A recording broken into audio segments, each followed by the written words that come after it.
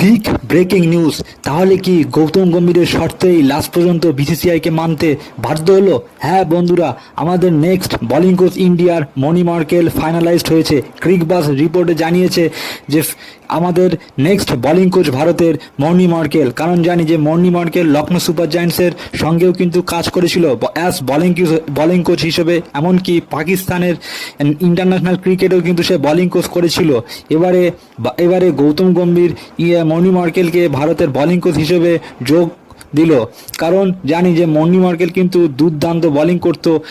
কলকাতার x player ছিল, যে কটা ইন্ডিয়ার কোচ হয়েছে সব কলকাতার এক্স প্লেয়ার ছিল কেকেআরের। তো আবার একটা নতুন কেকেআরের এক্স প্লেয়ার মনি মার্কেল ভারতের বোলিং কোচ হিসেবে যোগ দিল। আমি কিছুদিন আগে 4 থেকে 5 দিন 7 দিন আগে একটা শর্ট ভিডিও করেছিলাম, সেখানে স্পষ্ট জানিয়েছিলাম যে ইন্ডিয়ার নেক্সট বোলিং কোচ মনি মার্কেল হতে পারে।